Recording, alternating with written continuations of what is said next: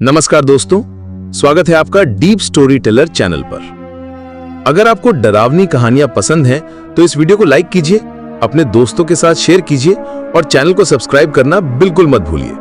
आपकी एक लाइक और कमेंट हमें और भी डरावनी कहानियां लाने की हिम्मत देता है। तो तैयार हो जाइए एक ऐसी सच्ची घटना सुनने के लिए जो आपके रोंगटे खड़े कर देगी और नींदें उड़ा देगी।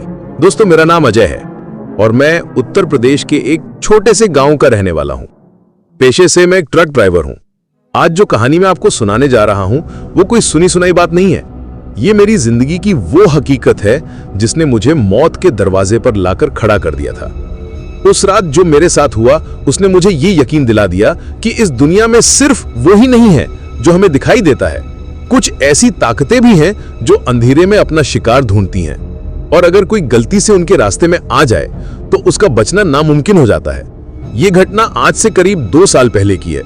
सर्दियों के दिन थे और कड़ाके की ठंड पड़ रही थी। मुझे उत्तर प्रदेश से माल लादकर बिहार के एक शहर तक पहुंचाना था। सफर कोई ज्यादा लंबा तो नहीं था, बस एक रात का ही खेल था। मैं शाम को करीब 7 बजे अपने घर से निकला था।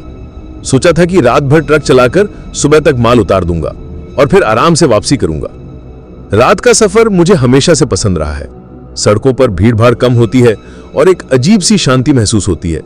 मैं भी अपनी ही धुन में था। केबिन में पुराने गाने चल रहे थे और मैं गुनगुनाता हुआ हाईवे पर ट्रक दौड़ाए जा रहा था। रात गहराती जा रही थी और हाईवे पर ट्रैफिक भी कम हो गया था। दूर दूर तक सिर्फ मेरे ट्रक की हेडलाइट्स की रोशनी सड़क को चीरती हुई आगे बढ़ रही थी। घड़ी में रात के करीब 11 बज चुके होंगे। मैं बिहार में दाखिल हो चुका था और अपने ठिकाने से अभी भी करीब 100-150 किलोमीटर दूर था। सड़क के दोनों तरफ घने खेत थे और दूर दूर तक कोई गांव या ढाबा नजर नहीं आ रहा था। चारों तरफ बस घना अंधेरा और खामोशी थी। अचानक मुझे दूर सड़क के किनारे कुछ अजीब सा लगा, जैसे कोई धीमी रोशनी टिमटिमा रही हो। जैसे जैसे मैं नजदीक पहुंचा, मैंने देखा कि सड़क के किनारे एक पुरानी बैलगाड़ी खड़ी थी और उसके पास एक लालटेन रखी हुई थी। एक बूढ़ा आदमी घबराया हुआ सा सड़क पर इधर उधर हाथ हिला रहा था, जैसे किसी से मदद मांग रहा हो। उसके साथ एक बूढ़ी औरत भी थी जो सिर पर पल्लू रखे जमीन पर बैठी थी। एक पल के लिए मेरे मन में आया कि अनदेखा करके आगे बढ़ जाऊं। रात के वक्त सुनसान हाईवे पर रुकना खतरे से खाली नहीं होता। कई बार लुटेरे भी इसी तरह मदद मांगने का नाटक करके गाड़ियां रुकवा लेते हैं। लेकिन फिर उन दोनों की उम्र देखकर मेरा दिल पसीज गया। वो दोनों ही बहुत बूढ़े और कमजोर लग रहे थे। उनकी हालत देखकर लगा कि शायद वो सच में किसी मुसीबत में हैं। मैंने सोचा, अजय, अगर ये तेरे माँ बाप की उम्र के होते और इस तरह आधी रात को फंसे होते तो बस यही सोचकर मैंने ट्रक की रफ्तार धीमी की और उनकी बैलगाड़ी से थोड़ी दूर जाकर ट्रक रोक दिया। मैंने कैबिन का शीशा नीचे किया और आवाज लगाई, क्या हुआ बाबूजी, सब ठीक तो है? मेरी आवाज सुनकर वो बूढ़ा आदमी दौड़ता हुआ मेरे ट्रक के पास आया। उसका चेहरा चिंता से भरा हुआ था और सांसें फूली हुई थी। उसने हाथ जोड़कर कहा, बेटा, भगवान तेरा भला करे जो तूने गाड़ी रोकी। हम बड़ी मुसीबत में फंस गए हैं। मैंने पूछा, क्या हुआ? इस वक्त यहां इस सुनसान सड़क पर क्या कर रहे हो? बूढ़ा आदमी अपनी बैलगाड़ी की तरफ इशारा करते हुए बोला, बेटा, हम पास के ही गांव जा रहे थे। अचानक बैलगाड़ी का पहिया टूट गया। अब ये हिल भी नहीं रही। हमारा बेटा हमें लेने आने वाला था, लेकिन उसका कुछ पता नहीं। उसका फोन भी नहीं लग रहा। हम सुबह से भूखे प्यासे हैं और इस ठंड में यहां बैठे बैठे जान निकल रही है। उसकी बात सुनकर मैंने उस बूढ़ी औरत की तरफ देखा जो कांपती हुई जमीन पर बैठी थी। उसकी आंखों में एक अजीब सी उदासी और बेबसी थी। मुझे उन पर तरस आ गया। मैंने कहा, बाबूजी, हाईवे पर तो आपको कोई मदद नहीं मिलेगी। आसपास कोई मैकेनिक भी नहीं है। आप लोग कहां लेते हैं? मैं आपको छोड़ देता हूं। मेरी बात सुनकर बूढ़े आदमी के चेहरे पर एक उम्मीद की चमक आ गई। वो बोला, बेटा, तुम्हारा बहुत बड़ा एहसान होगा। हमारा घर यहां से ज्यादा दूर नहीं है। हाईवे से उतरकर एक कच्चा रास्ता जाता है। बस 2-3 किलोमीटर अंदर ही हमारा मिट्टी का घर है। अगर तुम हमें वहां तक छोड़ दो तो जिंदगी भर तुम्हारा एहसान मानेंगे। अब मैं थोड़ी सोच में पड़ गया। हाईवे से उतरकर किसी अनजान कच्चे रास्ते पर जाना, वो भी रात के अंधेरे में, थोड़ा अजीब लग रहा था। मेरे दिल में एक अजीब सी घबराहट होने लगी थी, जैसे कोई अंदर से मुझे रोक रहा हो। लेकिन फिर मैंने उनकी बेबस सूरतें देखी और अपनी शंका को झटक दिया। मैंने सोचा कि 2-3 किलोमीटर की ही तो बात है, छोड़कर वापस आ जाऊंगा। पुण्य का काम है। ठीक है बाबूजी, आप लोग बैठ जाइए, मैंने कहा। वो बूढ़ा आदमी लगभग रोते हुए बोला, जीते रहो बेटा, तुम इंसान नहीं देवता हो। फिर वो अपनी पत्नी को सहारा देकर उठाने लगा। मैं भी ट्रक से नीचे उतरा ताकि उनकी मदद कर सकूं। जैसे ही मैं उस बूढ़ी औरत के पास पहुंचा, उसने अपना चेहरा थोड़ा ऊपर उठाया। अंधेरे में भी उसकी आंखें मुझे बहुत अजीब लगी। वो एकदम शांत और गहरी थीं, जैसे उनमें कोई भाव ही ना हो। एक शब्द भी नहीं कहा, बस मुझे घूरती रही। मुझे थोड़ा अटपटा लगा, पर मैंने सोचा कि शायद वो डरी हुई है। मैंने उन दोनों को सहारा देकर ट्रक केबिन में बिठा दिया। बूढ़ी औरत एक कोने में सिकुड़ कर बैठ गई और बूढ़ा आदमी मेरे बगल में। मैंने ट्रक स्टार्ट किया और पूछा, बाबूजी, रास्ता कहां से है? उसने आगे की तरफ इशारा करते हुए कहा, बस थोड़ा आगे से एक कच्ची सड़क नीचे उतरती है, मैं तुम्हें बताता जाऊंगा। मैं ट्रक को धीरे धीरे आगे बढ़ाने लगा। करीब 1 किलोमीटर बाद उसने एक पतले से कच्चे रास्ते की तरफ इशारा किया जो खेतों के बीच से गुजर रहा था। वो रास्ता इतना संकरा था कि बड़ी मुश्किल से मेरा ट्रक उस पर जा सकता था। चारों तरफ घना अंधेरा था और दूर दूर तक सिर्फ सरकंडों के ऊंचे ऊंचे खेत थे। बाबूजी, ये रास्ता तो बहुत खराब है, क्या सच में आपका मिट्टी का घर इसी तरफ है? मैंने थोड़ी चिंता से पूछा। हाँ बेटा, हाँ, बस थोड़ा ही आगे है, तुम चिंता मत करो, उसने बड़ी तसल्ली से कहा। मेरा दिल अब जोर जोर से धड़कने लगा था। उस रास्ते पर आते ही एक अजीब सी बेचैनी ने मुझे घेर लिया था। हवा में एक अजीब सी नमी और सड़न की गंध घुल गई थी। केबिन के अंदर एक भारी खामोशी छा गई थी। बूढ़ा आदमी चुपचाप बाहर देख रहा था और वो बूढ़ी औरत अभी भी उसी तरह मूर्ति की तरह बैठी थी। माहौल को हल्का करने के लिए मैंने पूछा, बाबूजी, आप लोग अपने घर पर अकेले ही रहते हैं क्या? मेरी बात सुनकर वो बूढ़ा आदमी धीरे से मेरी तरफ मुड़ा। इस बार उसकी आवाज में वो पहले वाली बेबसी नहीं थी, बल्कि एक अजीब सी ठंडक थी। वो बोला, अकेले कहां बेटा, हमारा पूरा परिवार रहता है, बस वो हमें नजर नहीं आते। उसका जवाब सुनकर मेरे रोंगटे खड़े हो गए। मतलब? मैं समझा नहीं, मैंने घबराते हुए पूछा। वो मुस्कुराया। अंधेरे में उसकी मुस्कान बहुत डरावनी लग रही थी। पहुंचकर सब समझ जाओगे बेटा, बस पहुंचने ही वाले हैं। अब मेरा डर यकीन में बदलने लगा था कि मैंने ट्रक रोककर बहुत बड़ी गलती कर दी है। ये लोग वो नहीं है जो दिख रहे हैं। मैं किसी भयंकर जाल में फंस चुका हूं। मेरे हाथ पैर ठंडे पड़ने लगे और पसीना आने लगा। मैंने ट्रक की रफ्तार बढ़ाने की सोची ताकि जल्दी से उन्हें छोड़कर यहां से निकल सकूं। रास्ता और भी खराब होता जा रहा था। चारों तरफ ऊंची ऊंची घास और झाड़ियां थी। ऐसा लग रहा था जैसे सालों से इस रास्ते पर कोई आया गया ना हो। करीब 15 मिनट इसी तरह चलने के बाद दूर मुझे मिट्टी के बने एक बहुत बड़े और अजीब से ढांचे का धुंधला सा साया नजर आया। वो किसी आम किसान के घर जैसा नहीं था, बल्कि बहुत ज्यादा फैला हुआ और वीरान लग रहा था। उसकी दीवारें जगह जगह से टूटी हुई थीं और घास फूस की छत में बड़े बड़े छेद दिख रहे थे। बस बेटा, वहीं सामने हमारा घर है, ट्रक यहीं रोक दो, बूढ़े आदमी ने कहा। मैंने बांस के बने एक पुराने से फाटक के सामने ट्रक रोक दिया। वो फाटक एक तरफ से टूटा हुआ था और रस्सियों से बंधा था। मिट्टी का वो घर पूरी तरह अंधेरे में डूबा हुआ था, जैसे वहां सदियों से कोई न रहता हो। दीवारों पर जगह जगह से प्लास्टर उखड़ चुका था और उन पर काई जमी हुई थी। एक अजीब सी मनहूसियत उस जगह से बरस रही थी। बाबूजी, आप लोग यहां रहते हैं? मेरी आवाज कांप रही थी। हाँ बेटा, उसने कहा और दरवाजा खोलकर नीचे उतर गया। फिर उसने अपनी पत्नी की तरफ हाथ बढ़ाया। बूढ़ी औरत बिना कुछ कहे उसकी मदद से नीचे उतर गई। मैं केबिन में ही बैठा रहा। मेरा मन कर रहा था कि ट्रक को यहीं से घुमाकर वापस भाग जाऊं, लेकिन मैं जैसे जम सा गया था। बूढ़ा आदमी मेरी तरफ मुड़ा और बोला, बेटा, अंदर तक छोड़ने का एहसान तो कर दिया, अब एक एहसान और कर दो। रात बहुत हो गई है, हमारे साथ एक कप चाय पी कर जाओ, सुबह चले जाना। नहीं बाबूजी, मुझे जाना होगा, माल पहुंचाना है, मैंने लगभग गिड़गिड़ाते हुए कहा। तभी वो बूढ़ी औरत जो अब तक चुप थी पहली बार बोली। उसकी आवाज किसी सूखी लकड़ी के टूटने जैसी थी, खुरदरी और भयानक। मेहमान को ऐसे खाली हाथ नहीं भेजते, हमारे बेटे ने तुम्हारे लिए ही तो खाना भेजा है। यह सुनकर मेरा कलेजा मुंह को आ गया। कौन सा बेटा? वो तो कह रहे थे कि बेटा लेने नहीं आया। मैं कुछ बोलता उससे पहले ही उस बूढ़े आदमी ने मेरा हाथ पकड़ लिया। उसका हाथ बर्फ की तरह ठंडा और किसी लोहे की पकड़ जैसा मजबूत था। चलो बेटा, शर्माओ मत, उसने कहा और मुझे जबरदस्ती ट्रक से नीचे खींच लिया। मैं असहाय सा उसके साथ उस टूटे हुए फाटक की तरफ बढ़ने लगा। जैसे ही मैंने उस मिट्टी के घर की दहलीज को पार किया, वो बांस का फाटक मेरे पीछे एक जोरदार चरमराती हुई आवाज के साथ अपने आप बंद हो गया। मैं उस वीरान अंधेरे घर के आंगन में उन दो भयानक सायों के साथ अकेला खड़ा था। मुझे पता चल चुका था कि ये मेरी जिंदगी का आखिरी सफर होने वाला है। मैं उस वीरान अंधेरे घर के आंगन में उन दो भयानक सायों के साथ अकेला खड़ा था। मेरे पीछे बंद हुए फाटक की चरमराती हुई आवाज अभी भी मेरे कानों में गूंज रही थी। मेरा दिल इतनी जोर से धड़क रहा था कि मुझे लगा जैसे वो मेरी पसलियां तोड़कर बाहर आ जाएगा। ठंड के मौसम में भी मेरे माथे पर पसीने की बूंदें जमा हो गई थी। मैं कुछ सोचना चाहता था, कुछ करना चाहता था, लेकिन मेरा शरीर और दिमाग दोनों ने जैसे काम करना बंद कर दिया था। बूढ़ा आदमी जिसने मेरा हाथ पकड़ा हुआ था, मेरी तरफ मुड़ा। उसकी पकड़ अब भी उतनी ही मजबूत और बर्फीली थी। अंधेरे में उसकी आंखें किसी शिकारी जानवर की तरह चमक रही थीं। वो बोला, घबराओ मत बेटा, तुम हमारे मेहमान हो। मेहमान भगवान का रूप होता है।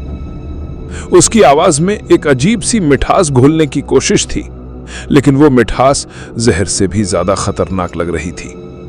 उसने मुझे खींचना शुरू किया और हम उस मिट्टी के घर के मुख्य दरवाजे की तरफ बढ़ने लगे। दरवाजा बहुत पुराना और भारी भरकम था और उस पर कोई कुंडी तक नहीं थी। बूढ़े ने उसे जोर से धक्का दिया और वो एक दर्दनाक कराहती हुई आवाज के साथ खुल गया। अंदर घुसते ही सड़ांत और सीलन की एक तेज गंध मेरी नाक से टकराई। वो गंध इतनी तीखी थी कि एक पल के लिए मेरा दम घुटने लगा। अंदर बाहर से भी ज्यादा अंधेरा था। ऐसा लगा जैसे मैं किसी कब्र में आ गया हूं। बूढ़े ने मुझे अंदर धकेल दिया और दरवाजा फिर से बंद कर दिया। अब मैं पूरी तरह से कैद हो चुका था। तभी उस बूढ़ी औरत ने कहीं से एक पुरानी चिमनी वाली लालटेन जलाई। लालटेन की कांपती हुई पीली रोशनी में जब कमरे की शक्ल सामने आई तो मेरी रही सही हिम्मत ने भी जवाब दे दिया। वो एक बहुत बड़ा कमरा था, या शायद हॉल कहना ज्यादा सही होगा। दीवारें कच्ची मिट्टी की थीं, जिन पर जगह जगह से पपड़ी उतर रही थी। जमीन भी कच्ची थी, ऊबड़ खाबड़ और ठंडी। एक कोने में टूटी हुई लकड़ी की चारपाई पड़ी थी, जिस पर मकड़ी के जालों की मोटी चादर बिछी हुई थी। कुछ पुराने टूटे फूटे मिट्टी के बर्तन एक कोने में पड़े थे। उस जगह में ऐसा कुछ भी नहीं था जिससे लगे कि यहां कोई इंसान रहता है। वो किसी इंसान का घर नहीं, बल्कि किसी जानवर की मांद लग रही थी। और सबसे अजीब बात, वहां एक खामोशी थी, एक मुर्दा खामोशी। बाहर झिंगुरों की आवाज तक नहीं आ रही थी। ऐसा लगा जैसे उस घर की दीवारों ने दुनिया की हर आवाज को बाहर ही रोक दिया हो। बैठो बेटा, बूढ़े आदमी ने उस टूटी चारपाई की तरफ इशारा करते हुए कहा। मैं पत्थर की मूर्ति बना वहीं खड़ा रहा। मेरे पैर जमीन में गड़ गए थे। तभी वो बूढ़ी औरत, जो अब तक चुपचाप लालटेन पकड़े खड़ी थी, बोली, बैठ जाओ बेटा, सफर से थक गए होगे। मैं अभी तुम्हारे लिए चाय और खाना लाती हूं। उसकी आवाज सुनकर मुझे फिर से वही खुरदुरापन महसूस हुआ। वो बिना मेरे जवाब का इंतजार किए लालटेन लेकर एक दूसरे दरवाजे की तरफ बढ़ गई, जो और भी ज्यादा अंधेरे में खुलता था। उसके जाते ही कमरे में लगभग अंधेरा छा गया। बस दरवाजे की दरारों से चांद की हल्की सी रोशनी छनकर आ रही थी।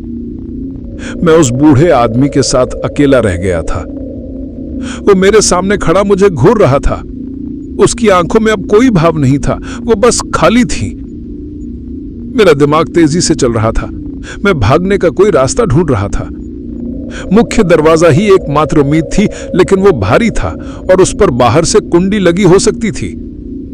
खिड़कियां थी ही नहीं, बस दीवारों में कुछ छोटे छोटे रोशनदान थे, जिनसे मेरा निकलना नामुमकिन था। मैंने हिम्मत करके कहा, बाबूजी, मुझे अब चलना चाहिए, देर हो रही है। वो हंसा, एक सूखी बेजान हंसी। इतनी जल्दी क्या है बेटा, अभी तो पूरी रात बाकी है और हमारी मेहमान नवाजी का मजा तो ले लो। तभी अंधेरे गलियारे से उस बूढ़ी औरत के आने की आहट सुनाई दी। वो वापस आ गई थी। इस बार उसके हाथ में लालटेन नहीं थी। वो अंधेरे में ऐसे चल रही थी जैसे उसे सब कुछ साफ दिखाई दे रहा हो। उसके हाथ में एक पुरानी टूटी हुई स्टील की थाली और एक ग्लास था। उसने वो थाली और ग्लास मेरे सामने जमीन पर रख दिया। चांद की हल्की रोशनी में जो मुझे दिखा, उसे देखकर मेरे पेट में मरोड़ उठने लगी। ग्लास में कोई काला गाढ़ा तरल पदार्थ था जिससे जंग जैसी महक आ रही थी। और थाली में कुछ सूखी मुड़ी चीजें पड़ी थीं जो किसी पेड़ की जड़ों जैसी लग रही थीं, लेकिन उनका आकार, हे भगवान, उनका आकार इंसानी उंगलियों जैसा था। लो बेटा, खा लो, हमारे बेटे ने बड़े प्यार से भेजा है तुम्हारे लिए, बूढ़ी औरत ने कहा। अब मेरा डर अपनी चरम सीमा पर था। नहीं, मुझे भूख नहीं है, मैं कांपती हुई आवाज में बोला। मेरे मना करते ही उन दोनों का व्यवहार एक पल में बदल गया। बूढ़े आदमी के चेहरे की झूठी मुस्कान गायब हो गई और उसकी जगह एक पत्थर जैसी कठोरता आ गई। मेहमान की इतनी बेरुखी अच्छी नहीं होती, उसने गहरी गुर्राती हुई आवाज में कहा। बूढ़ी औरत की आंखें अंधेरे में हल्की हल्की लाल चमकने लगीं। खाना तो तुम्हें पड़ेगा, वो फुसफुसाई, और उसकी आवाज अब किसी एक औरत की नहीं बल्कि कई आवाजों का मिश्रण लग रही थी। हम अपने मेहमान को भूखा नहीं रखते। मुझे समझ आ गया कि अब कुछ ही पलों का खेल बाकी है। अगर मैंने कुछ नहीं किया तो ये दोनों मुझे यहीं मार डालेंगे। एक आखिरी कोशिश करने का फैसला कर मैंने अपनी पूरी ताकत से उस थाली और ग्लास पर लात मार दी। वो दोनों एक जोरदार आवाज के साथ दूर जा गिरे। और बस यही मेरी गलती थी। जैसे ही थाली जमीन पर गिरी, उन दोनों के मुंह से एक अमानवीय गुस्से से भरी चीख निकली। वो चीख किसी इंसान की नहीं हो सकती थी। मैंने एक पल भी बर्बाद नहीं किया और मुख्य दरवाजे की तरफ भागा। मेरा हाथ दरवाजे के ठंडे खुरदुरे लकड़ी पर पड़ा ही था कि मेरे पीछे से एक गहरी गुर्राती हुई आवाज आई जो किसी भूखे भेड़िए जैसी थी। मैंने डरते डरते पीछे मुड़कर देखा। लालटेन की मध्यम रोशनी कहीं दूर से आ रही थी और उस रोशनी में उन दोनों के चेहरे, हे भगवान, उनके चेहरे पिघल रहे थे। उनकी खाल घिस रही थी, आंखें गड्ढों में धंस रही थीं और मुंह किसी जानवर की तरह चौड़ा होकर खुल रहा था। वो इंसान नहीं थे, वो कुछ और थे, कुछ बहुत ही भयानक और पुराना। मैं दरवाजे को अपनी पूरी ताकत से धकेलने लगा, लेकिन वो हिल भी नहीं रहा था। और पीछे वो दोनों भयानक जीव धीरे धीरे अपने शरीर को तोड़ते मरोड़ते हुए मेरी तरफ बढ़ रहे थे। मैं दरवाजे को अपनी पूरी ताकत से धकेल रहा था, लेकिन वो पत्थर की तरह अपनी जगह पर अड्डा हुआ था। मेरे पीछे उन दोनों के जिस्मों के टूटने जुड़ने की चटकती हुई आवाजें आ रही थीं, साथ में गहरी घुरघुराती हुई सांसें जो किसी इंसान की नहीं हो सकती थीं। मौत मेरे और उन भयानक जीवों के बीच कुछ ही कदमों की दूरी पर खड़ी थी। घबराहट में मेरे दिमाग ने एक ही रास्ता सुझाया, भागो। मैंने दरवाजा छोड़ा और अपनी जान बचाने के लिए उस अंधेरे गलियारे में दौड़ लगा दी जहां से वो बूढ़ी औरत आई थी। वो गलियारा किसी गुफा की तरह ठंडा और अंधेरा था। मेरे पीछे उन दोनों की तेज और अजीब चाल की आवाज आने लगी। वो इंसानों की तरह नहीं चल रहे थे, बल्कि किसी छिपकली की तरह दीवारों और जमीन पर रेंगते हुए आगे बढ़ रहे थे, और उनकी हर हरकत से सूखी मिट्टी झड़ रही थी। मैं अंधाधुन भागता रहा। गलियारा एक और बड़े कमरे में जाकर खत्म हुआ। मैंने पीछे मुड़कर नहीं देखा। उस कमरे के दूसरी तरफ एक और छोटा दरवाजा था। मैंने कांपते हाथों से उसे खोला और अंदर घुसकर तुरंत दरवाजा बंद कर लिया। दरवाजे पर लकड़ी की एक कच्ची सी सिटकनी थी जो बस नाम के लिए ही थी। मैंने उसे लगाया और पास में पड़े एक टूटे हुए लकड़ी के संदूक को खींचकर दरवाजे के आगे अड़ा दिया। अब मैं उस छोटे से कमरे में कैद था। एक पल के लिए सांस लेने की मोहलत मिली थी। मेरा पूरा शरीर कांप रहा था और मैं हाँफ रहा था। बाहर से कोई आवाज नहीं आ रही थी। वो भयानक खामोशी वापस लौट आई थी। कमरा पूरी तरह से अंधेरा था, लेकिन यहां वो सड़ांत की गंध पहले से 1000 गुना ज्यादा तेज थी। ऐसा लग रहा था जैसे मैं किसी कसाई खाने में आ गया हूं। गंध इतनी तेज थी कि मेरा सिर चकराने लगा। और फिर मुझे एक और आवाज सुनाई दी, एक खुरचने की आवाज, गीली और भारी, जैसे कोई जानवर हड्डी पर लगे मांस को खुरच खुरच कर खा रहा हो। यह आवाज कमरे के ही किसी कोने से आ रही थी। डर के मारे मेरे बाल खड़े हो गए। इस कमरे में मेरे अलावा कोई और भी था। कभी मुझे याद आया कि मेरी कमीज की जेब में एक पुरानी लाइटर है जिसे मैं कभी कभी इस्तेमाल करता था। मेरे हाथ कांप रहे थे, लेकिन मैंने किसी तरह उसे जेब से निकाला। मेरी उंगलियां ठीक से काम नहीं कर रही थी। 2-3 बार की कोशिश के बाद लाइटर से एक छोटी सी चिंगारी निकली और फिर एक नन्ही सी लौ जल उठी। मैंने लाइटर को धीरे धीरे सामने किया और लौ की उस पीली रोशनी में जो मंजर मैंने देखा, उसे देखकर मेरी आत्मा तक कांप उठी। मेरी आंखों के सामने साक्षात नरक का दृश्य था। वो कमरा नहीं, एक तहखाना था। दीवारों पर हर तरफ सूखे हुए खून के काले काले धब्बे थे और कोने में इंसानी हड्डियों का एक बड़ा सा ढेर लगा हुआ था। खोपड़ियां, पसलियां, हाथ पैर की हड्डियां सब एक दूसरे में उलझी पड़ी थीं। उन हड्डियों के साथ फटे पुराने खून से सने हुए कपड़े भी पड़े थे। कमीजें, पट, साड़ियां, शॉल और उस ढेर के ठीक बगल में एक ताजा लाश पड़ी थी। वो शायद किसी और ड्राइवर की थी। उसकी नीली वर्दी खून से लगभग काली हो चुकी थी। उसका चेहरा बुरी तरह से नोचा हुआ था और चूहे, बड़े बड़े चूहे उसके जिस्म को खुरच रहे थे। यही वो आवाज थी जो मुझे सुनाई दे रही थी। मेरा दिमाग सुन पड़ गया था। तो ये था इन बूढ़े बूढ़ी का राज।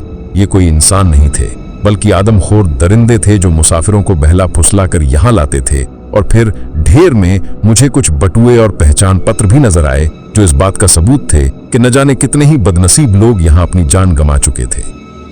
तभी मेरे कमरे के दरवाजे पर जोर का धक्का लगा। वो दोनों बाहर पहुंच चुके थे। उन्होंने दरवाजे को पीटना शुरू कर दिया था। पुरानी सड़ी हुई लकड़ी हर वार के साथ कांप रही थी। खोलो दरवाजा, बाहर से उस बूढ़े की भयानक आवाज आई। हमारे मेहमान को हम तकलीफ में नहीं देख सकते। दरवाजे पर लगातार जोर जोर से वार हो रहे थे और उसमें दरारें पड़ने लगीं। मैंने जो संदूक अड़ाया था वो पीछे खिसकने लगा। मेरे पास ज्यादा वक्त नहीं था। मैंने घबराहट में चारों तरफ देखा। बचने का कोई रास्ता नहीं था। तभी मेरी नजर कमरे की पिछली दीवार पर पड़ी। वहां ऊपर की तरफ एक छोटा सा छेद था जो शायद कभी रोशन रहा होगा। वो बहुत छोटा था, लेकिन शायद मैं उसमें से अपना शरीर निकाल सकता था। वो मेरी आखिरी उम्मीद थी। दरवाजे पर एक और जोरदार वार हुआ और सिटकनी टूटकर गिर गई। संदूक अब तेजी से पीछे खिसक रहा था। मैंने हड्डियों के ढेर पर पैर रखकर दीवार पर चढ़ने की कोशिश की। मेरे पैर किसी की पसली पर पड़े, किसी की खोपड़ी पर। मुझे घिन आ रही थी, लेकिन जान बचाने के लिए यह करना जरूरी था। मैं किसी तरह उस छेद तक पहुंचा। दरवाजा एक कान फाड़ देने वाली आवाज के साथ टूट गया।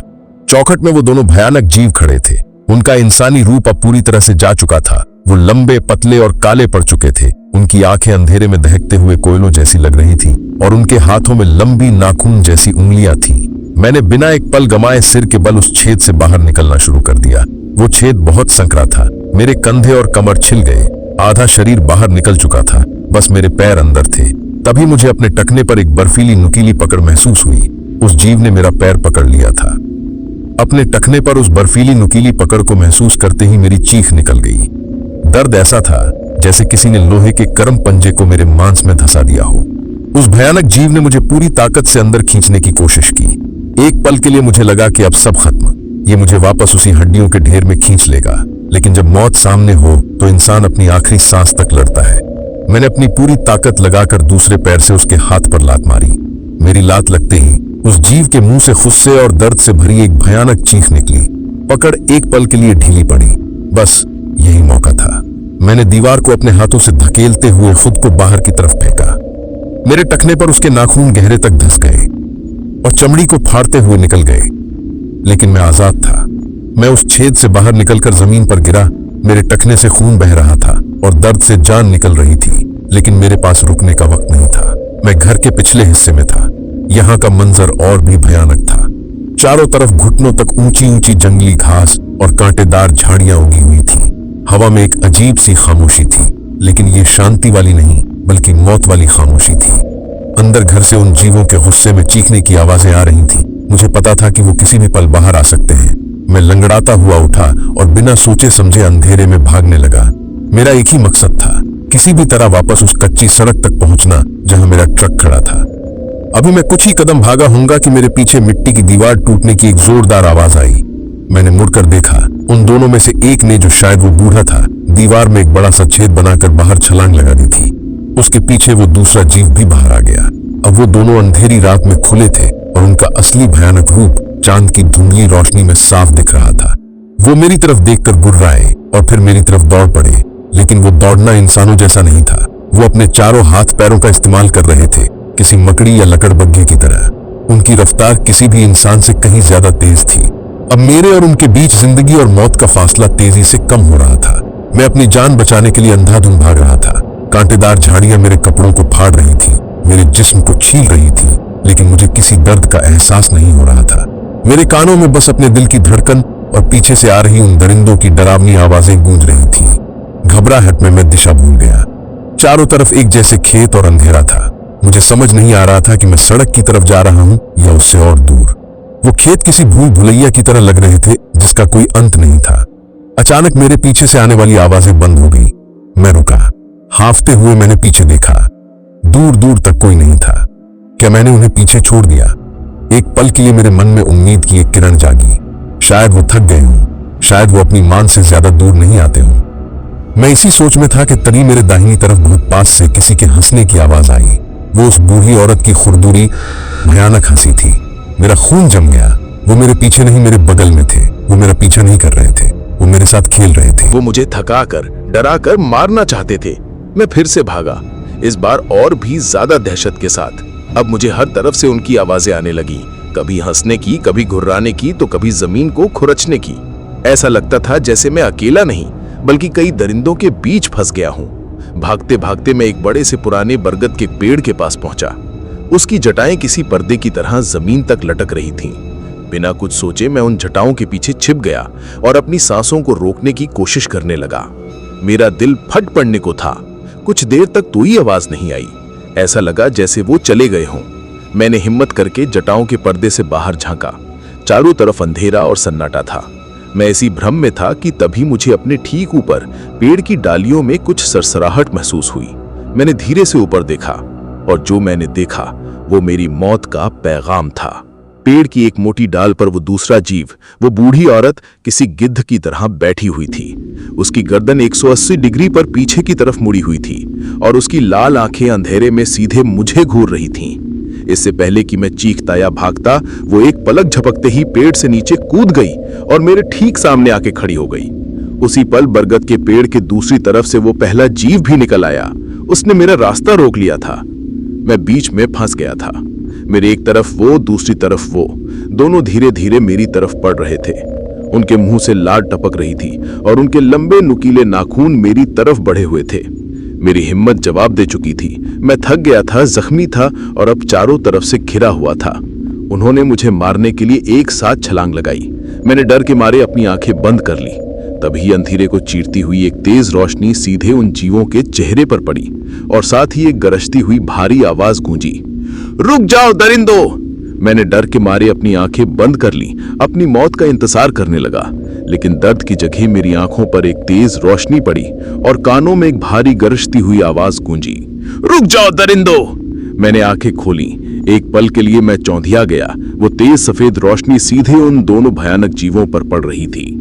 रोशनी के पड़ते ही वो दोनों दर्द से चीखने लगे, जैसे किसी ने उन पर तेजाब फेंक दिया हो।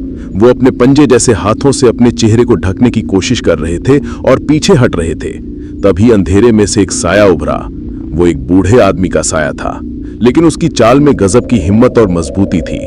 उसके एक हाथ में एक बड़ी सी टॉर्च थी जिसकी रोशनी उन जीवों को जला रही थी और दूसरे हाथ में एक लंबा लोहे का त्रिशूल था जो चांदनी में हल्का हल्का चमक रहा था। भाग जाओ यहां से पिशाचों! बूढ़ा आदमी उन पर चिल्लाया। ये धरती तुम्हारे पापों से बोझिल हो चुकी है। लौट जाओ अपनी कब्र में। उसने त्रिशूल को हवा में घुमाया और कोई मंत्र पढ़ना शुरू कर दिया। उसकी आवाज में एक अजीब सी ताकत थी। मंत्र सुनते ही वो दोनों जीव और भी ज्यादा तड़पने लगे। उनकी चीखें अब गुस्से की नहीं बल्कि डर की थीं। आखिरकार वो और बर्दाश्त नहीं कर पाए। एक आखिरी दिल दहला देने वाली चीख के साथ वो दोनों काले धुएं के बादलों में बदल गए और तेजी से उस मनहूस मिट्टी के घर की तरफ उड़कर अंधेरे में गायब हो गए। मैदान में अब सिर्फ मैं, वो बूढ़ा आदमी और मौत जैसी खामोशी रह गई थी। मेरा शरीर अब जवाब दे रहा था। डर और थकावट के मारे मैं जमीन पर गिरने ही वाला था कि उस बूढ़े आदमी ने दौड़कर मुझे सहारा दिया। उसका स्पर्श मजबूत और तसल्ली देने वाला था। उसने टॉर्च की रोशनी मेरे चेहरे पर डाली। जिंदा हो बेटा? उसकी आवाज में चिंता थी। मैं कुछ बोल नहीं पाया, बस सिर हिला सका। मेरे आंसू अपने आप बहने लगे। चलो मेरे साथ, उसने कहा। तुम यहां सुरक्षित नहीं हो। उसने मेरे एक हाथ को अपने कंधे पर रखा और मुझे सहारा देकर वहां से ले जाने लगा। मैं लंगड़ाते हुए लगभग उसके भरोसे पर ही चल रहा था। हम उन डरावने खेतों से दूर होते गए। कुछ दूर चलने के बाद हम एक छोटे से कच्चे घर के पास पहुंचे। वो एक झोपड़ी थी, लेकिन उस मनहूस घर के बिल्कुल उलट इस जगह से एक शांति और सुरक्षा का एहसास हो रहा था। वो मुझे अंदर ले गया। अंदर एक साफ सुथरी चारपाई, एक कोने में पूजा करने की छोटी सी जगह और कुछ जरूरी सामान रखा था। उसने मुझे चारपाई पर लिटा दिया और एक मिट्टी के घड़े से पानी लाकर दिया। मैंने एक ही सांस में पूरा गिलास खाली कर दिया। फिर उसकी नजर मेरे जख्मी टखने पर पड़ी। उसने बिना कुछ कहे एक छोटी सी डिब्बी में से हरे रंग का लेप निकाला और मेरे घाव पर लगा दिया। लेप लगते ही मेरे घाव की जलन शांत हो गई। मैं अभी भी कांप रहा था। उस बूढ़े आदमी ने मेरे कंधे पर हाथ रखा और बोला, डरो मत बेटा, अब तुम महफूज हो। वो इस जगह के पास भी नहीं भटक सकते। मैंने हिम्मत करके पूछा, वो क्या थे? बूढ़े आदमी ने एक गहरी सांस ली। वो मेरे पास चारपाई के किनारे बैठ गया और बोला, वो इस जमीन पर लगा एक श्राप है बेटा। वो इंसान नहीं, पिशाच है। फिर उसने मुझे वो कहानी सुनाई जिसे सुनकर मेरे पैरों तले जमीन खिसक गई। उसने बताया, आज से 100-125 साल पहले इस पूरी जमीन का मालिक एक बड़ा ही लालची और क्रूर जोड़ा था। पति पत्नी दोनों ही पैसे के लिए कुछ भी कर सकते थे। वो रात के अंधेरे में यहां से गुजरने वाले अकेले मुसाफिरों को अपने घर पर पनाह देने के बहाने बुलाते और फिर उन्हें मारकर उनका सारा सामान लूट लेते थे। उनकी लाशों को यहीं खेतों में दबा देते थे। न जाने कितने ही बेगुनाहों को उन्होंने अपनी हवस का शिकार बनाया। वो रुका और फिर बोला, कहते हैं जब वो दोनों मरे तो उनके पाप इतने ज्यादा थे कि ना उन्हें स्वर्ग में जगह मिली न नर्क में। उनकी आत्माओं को इसी जमीन पर हमेशा भटकने का श्राप मिल गया। उन्हें श्राप मिला कि जिस भूख यानी लालच के लिए उन्होंने इतने पाप किए, वो भूख उन्हें कभी शांत नहीं होगी। और तब से वो दोनों आदमखोर पिशाच बनकर इसी जमीन पर भटक रहे हैं। वो आज भी वही करते हैं जो जिंदा रहते हुए करते थे, मुसाफिरों को फांस कर लाना और उन्हें अपना भोजन बना लेना। वो मिट्टी का घर उनकी मांद है, उनकी शैतानी ताकत का केंद्र। ये सुनकर मैं सन्न रह गया। तो मैं उन आदमखोरों के चंगुल में फंस गया था। मैंने पूछा, लेकिन आपको ये सब कैसे पता और आपने मुझे कैसे बचाया? बूढ़े आदमी की आंखों में एक पल के लिए उदासी छा गई। वो बोला, मेरा परदादा वो भी एक मुसाफिर था। वो कभी घर नहीं लौटा। बाद में मेरे दादा को पता चला कि वो भी इसी शैतानी जोड़े का शिकार बन गया था। हमारा परिवार पीढ़ियों से यहीं रहता है और हम इस बुराई के बारे में जानते हैं। मेरे बाप दादा ने मुझे इन पिशाचों से लड़ने का थोड़ा बहुत ज्ञान दिया। ये त्रिशूल भगवान भोलेनाथ का प्रतीक है और इस पर मंत्रों की शक्ति है। बुरी ताकतें इसके सामने नहीं टिक सकती। मैं अक्सर रात में इन खेतों की तरफ पहरा देता हूं ताकि कोई और बदनसीब इनकी पकड़ में ना आ जाए। आज तुम्हारी चीखें सुनकर मैं समझ गया कि इन्होंने एक और शिकार फांस लिया है। उसकी बातें सुनकर मेरा सिर चकरा रहा था। मैं मौत के मुंह से वापस लौटा था। मैं उस बूढ़े आदमी का धन्यवाद करना चाहता था, लेकिन मेरे पास शब्द नहीं थे। उसने मेरी हालत देखकर कहा, अभी आराम करो, सुबह होते ही यहां से निकल जाना। अपने ट्रक तक मैं तुम्हें छोड़ दूंगा। फिर वो एक पल रुका और उसकी आंखों में एक गंभीर चेतावनी का भाव आ गया। लेकिन एक बात याद रखना बेटा, उसने धीमी और गंभीर आवाज में कहा, उनका साया इस जमीन से बंधा है, पर आज उन्होंने तुम्हारा खून छक लिया है। हो सकता है कि अब उनकी परछाई तुम्हारा पीछा न छोड़े। उसकी बात सुनकर मैंने अपने जख्मी टखने की तरफ देखा, जहां उस पिशाच के नाखून गड़े थे। मुझे घाव में दर्द की जगह एक अजीब सी ठंडक महसूस हुई, एक ऐसी ठंडक जो उस रात की यादों से भी ज्यादा डरावनी थी। सुबह की पहली किरण के साथ मेरी आंख खुली। मैं उस बूढ़े बाबा की झोपड़ी में चारपाई पर लेटा हुआ था, लेकिन रात भर मुझे एक पल के लिए भी चैन की नींद नहीं आई थी। जब भी आंखें बंद करता, वो भयानक चेहरे, हड्डियों का ढेर और वो मनहूस घर मेरे सामने आ जाता। मेरा पूरा जिस्म दर्द कर रहा था, लेकिन दिल में जो खौफ बैठ गया था, उसके आगे ये दर्द कुछ भी नहीं था। बाबा ने मुझे उठाया, उन्होंने मुझे पीने के लिए गर्म दूध दिया और मेरे घाव पर फिर से दवा लगाई। बेटा, अब सूरज निकल आया है। इन आत्माओं की ताकत दिन में कम हो जाती है। अब तुम यहां से निकल जाओ, सीधा अपने घर जाना और पीछे मुड़कर मत देखना। मैंने हाथ जोड़कर उनका धन्यवाद किया। बाबा, आपने मेरी जान बचाई है। मैं आपका ये एहसान जिंदगी भर नहीं भूलूंगा। वो मुस्कुराए, एक फीकी सी मुस्कान। मैंने सिर्फ अपना फर्ज निभाया है बेटा। उन्होंने अपनी जेब से एक छोटा सा चांदी का तावीज निकाला, जिस पर कुछ निशान बने हुए थे। इसे अपने गले में पहन लो। ये तुम्हें पूरी तरह से तो नहीं बचाएगा, पर उनकी ताकत को तुम्हारी रूह तक पहुंचने से कुछ हद तक रोकेगा। मैंने कांपते हाथों से वो ताबीज ले लिया और पहन लिया। बाबा मुझे सहारा देकर झोपड़ी से बाहर लाए और उन खेतों से होते हुए मुझे वापस उस कच्ची सड़क तक ले आए, जहां मेरा ट्रक किसी विशाल सोए हुए जानवर की तरह खड़ा था। दिन की रोशनी में अब सब कुछ सामान्य लग रहा था। यकीन करना मुश्किल था कि रात में इसी जगह पर मौत का खेल खेला गया था। मैंने ट्रक का दरवाजा खोला। जा बेटा, और फिर कभी इस रास्ते पर मत आना, बाबा ने आखिरी बार कहा। मैं कैबिन में बैठा, ट्रक स्टार्ट किया और बिना एक पल गवाए उसे दौड़ा दिया।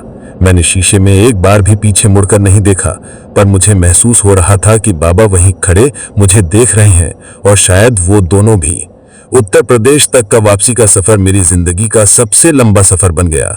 मैं ट्रक तो चला रहा था, पर मेरा दिमाग वहीं उन खेतों में अटका था। हर परछाई मुझे किसी भागते हुए जीव जैसी लगती। जब भी कोई गाड़ी पास से गुजरती तो मैं घबरा जाता। मुझे बार बार ऐसा लग रहा था जैसे कोई मेरे ट्रक के पीछे वाले हिस्से में बैठा है। मैं बार बार शीशे में देखता, पर वहां कुछ नहीं होता। हवा की सरसराहट में भी मुझे उनकी डरावनी हंसी सुनाई दे रही थी। मैं समझ नहीं पा रहा था कि ये सच में हो रहा है या ये मेरे डर का वहम है। शाम होते होते मैं अपने गांव पहुंचा। मेरा घर देखकर पहली बार मुझे तसल्ली की जगह एक अनजाना डर महसूस हुआ। क्या मैं उस बला को अपने साथ अपने घर तक तो नहीं ले आया? जैसे ही मैंने घर के आंगन में ट्रक रोका, मेरी माँ और मेरी पत्नी दौड़ती हुई बाहर आईं। मुझे इस हालत में देखकर उनके चेहरे का रंग उड़ गया। मेरे कपड़े फटे हुए थे, शरीर पर खरोंचें थीं और पैर पर पट्टी बंधी थी। धर्म, ये क्या हुआ? तेरी ये हालत कैसे हुई? मेरी पत्नी घबराते हुए बोली। क्या किसी ने हमला किया? एक्सीडेंट हो गया क्या? माँ ने रोते हुए पूछा। मैं क्या बताता? क्या कहता कि मैं 2 आदमखोर पिशाचों से बचकर आया हूं? वो मुझे पागल समझते। मैंने लड़खड़ाती आवाज में बस इतना कहा, कुछ नहीं, ट्रक खराब हो गया था तो खाई में गिर गया, मामूली चोटें हैं। उन्हें मेरी बात पर यकीन नहीं हुआ, लेकिन मेरी हालत देखकर उन्होंने ज्यादा सवाल नहीं किए। वो मुझे सहारा देकर अंदर ले गए। उस रात असली खौफ ने मेरे घर में दस्तक दी। मैं अपने कमरे में अकेला था। घर के सब लोग सो चुके थे, पर मेरी आंखों में नींद का नामो निशान नहीं था। मैंने वो ताबीज कसकर पकड़ रखा था। तभी मुझे लगा जैसे मेरे कमरे का दरवाजा बहुत धीरे से खुला और फिर बंद हो गया। मैं उठकर बैठ गया। कौन है? मैंने आवाज दी। कोई जवाब नहीं आया। मैंने सोचा शायद हवा होगी। मैं वापस लेटा ही था कि तभी मुझे अपनी खिड़की के शीशे पर किसी के नाखून से खुरचने की आवाज सुनाई दी। एक धीमी खरोच। मेरा दिल जोर जोर से धड़कने लगा। मैं जानता था ये हवा नहीं हो सकती। अगले कुछ दिन इसी तरह गुजरे। खौफ धीरे धीरे बढ़ रहा था। कभी मुझे घर के आईने में अपने पीछे किसी का साया दिखता, पर मुड़कर देखने पर कोई नहीं होता। कभी रात में रसोई से बर्तन गिरने की आवाज आती, पर सुबह सब कुछ अपनी जगह पर मिलता। मुझे हर वक्त महसूस होता कि कोई मुझे देख रहा है, कोई जिसकी आंखें मुझ पर हर पल घड़ी हुई हैं। मेरी हालत दिन ब दिन बिगड़ती जा रही थी। मैंने खाना पीना छोड़ दिया था। मैं रात रात भर जागता और दिन में भी एक अजीब से डर में रहता। मेरे घर वाले बहुत परेशान थे। माँ को लगा कि मुझ पर किसी का किया कराया या कोई बुरा साया है। पत्नी मुझे डॉक्टर के पास ले जाना चाहती थी। उसे लगता था कि हादसे के सदमे से मेरा दिमागी संतुलन बिगड़ गया है। मैं किसी को कुछ समझा नहीं पा रहा था। फिर वो रात आई जिसने साबित कर दिया कि यह मेरा वहम नहीं था। मैं अपने बिस्तर पर लेटा हुआ था। रात के शायद 2 बजे होंगे। अचानक मेरे कमरे में ठंडक बहुत ज्यादा बढ़ गई, इतनी कि मेरी सांसें जमने लगीं और तभी मेरे गले में पहना हुआ चांदी का ताबीज अपने आप गर्म होने लगा। वो इतना गर्म हो गया जैसे किसी ने उसे आग में तपा दिया हो। मैंने दर्द से छटपटाते हुए ताबीज को छुआ और तभी मेरी नजर अपने बिस्तर के सामने पड़ी। चांद की जो हल्की सी रोशनी खिड़की से आ रही थी, उसमें मुझे 2 साए खड़े हुए दिखाई दिए। वो वही थे, वो बूढ़ा और वो बूढ़ी। इस बार वो अपने भयानक रूप में नहीं थे।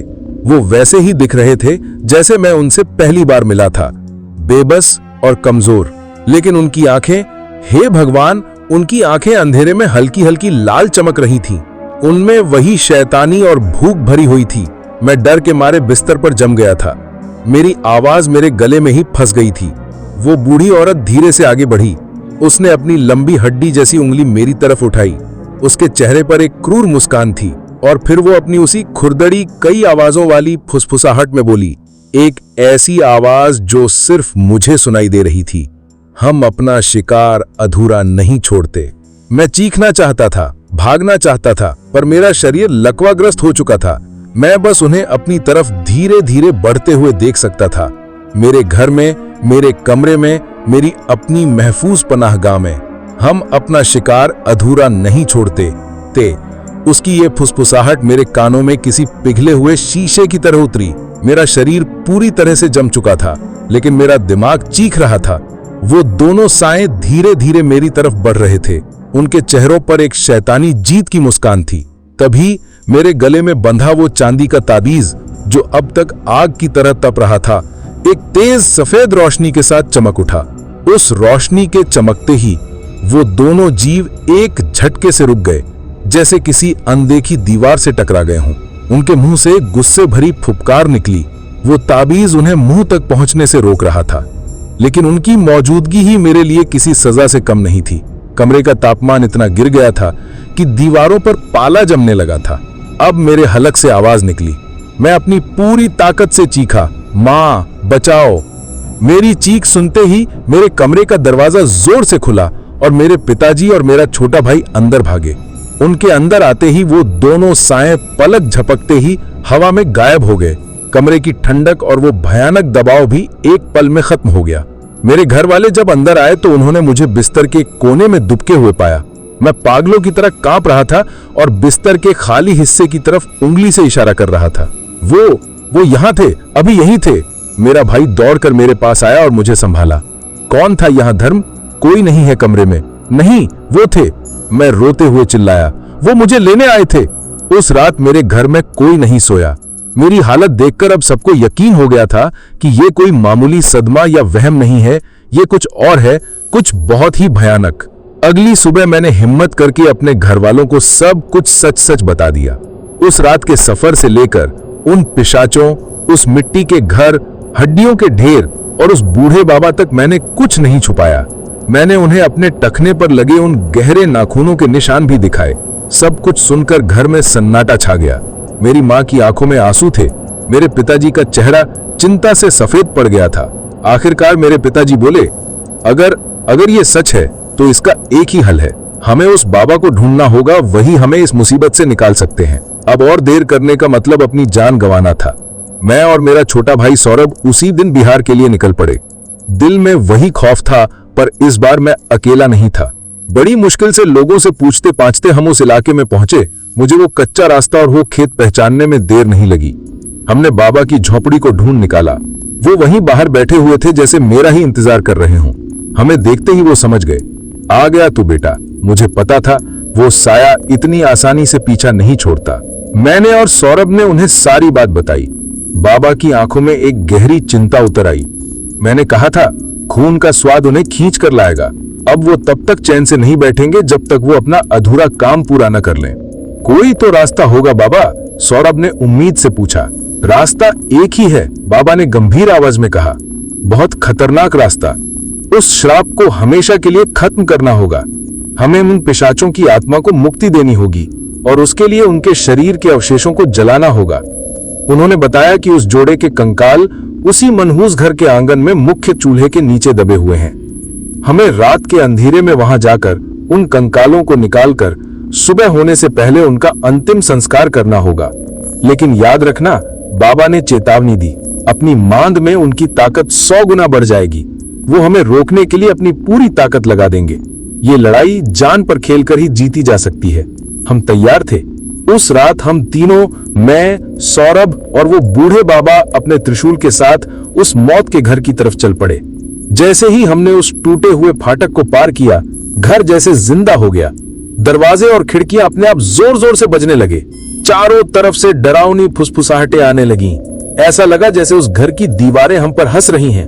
बाबा ने अपना त्रिशूल आगे किया और मंत्रों का जाप करने लगे, जिससे हमें आगे बढ़ने का रास्ता मिला। हम आंगन के बीचों बीच पहुंचे, जहां पुराना चूल्हा बना हुआ था। मैं और सौरभ फावड़ों से जमीन खोदने लगे और बाबा त्रिशूल लेकर हमारे चारों तरफ एक सुरक्षा घेरा बनाकर मंत्र पढ़ने लगे। तभी वो दोनों पिशाच घर के अंधेरे से निकलकर हम पर झपटे। वो अपने सबसे भयानक रूप में थे। लेकिन दोस्तों, असली खौफ तो तब हुआ जब हम तीनों उस हवेली की ओर बढ़ रहे थे। रास्ते में एक पुराने कुएं के पास से गुजरते समय अचानक हमें अंदर से कराहने की आवाज आई। जब झांक कर देखा तो वहां कोई इंसान नहीं, बल्कि काले पानी में सैकड़ों हाथ हमें पकड़ने के लिए ऊपर की ओर बढ़ रहे थे। उन हाथों में खून टपक रहा था और उनकी पकड़ इतनी मजबूत थी कि अगर बाबा का त्रिशूल न होता तो हम उसी कुएं में खींच लिए जाते। त्रिशूल की रोशनी पड़ते ही वो हाथ धुएं में बदल गए और कुएं से एक दिल दहला देने वाली चीख गूंजी। उस आवाज ने हमें यकीन दिला दिया कि इस शापित जगह पर सिर्फ वो दो आत्माएं ही नहीं, बल्कि और भी भूखी रूहें भटक रही हैं। लेकिन बाबा के मंत्रों और त्रिशूल के तेज के आगे वो बेबस थे।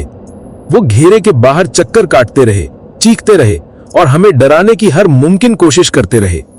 हम पागलों की तरह जमीन खोदते रहे। आखिरकार हमारा फावड़ा किसी सख्त चीज से टकराया। हमने हाथ से मिट्टी हटाई तो नीचे दो इंसानी कंकाल दिखे जो एक दूसरे से जंग लगी जंजीरों से बंधे हुए थे। इन्हें बाहर निकालो, सुबह होने वाली है, बाबा चिल्लाए। हमने अपनी पूरी जान लगाकर उन भारी कंकालों को गड्ढे से बाहर निकाला। बाबा ने पहले से तैयार रखी लकड़ियों पर उन्हें रखा, गंगा जल छिड़का और अंतिम संस्कार की विधि शुरू कर दी। जैसे ही बाबा ने आग लगाई, उन दोनों पिशाचों की आत्माएं दर्द से चीख उठी। उनकी परछाइयां दीवारों पर नाचने लगी। ऐसा लगा जैसे पूरा घर कांप रहा है। जैसे जैसे आग की लपटें तेज होती गईं, उनकी चीखें भी तेज होती गईं और फिर उनकी परछाइयां जबरदस्ती उस चिता की आग में खींचने लगी। एक आखिरी कान फाड़ देने वाली चीख के साथ वो दोनों आग में समा गए और फिर सब शांत हो गया, एकदम शांत। उस जगह पर सदियों से छाया हुआ अंधेरा और बोझ जैसे एक पल में खत्म हो गया। सूरज की पहली किरण ने उस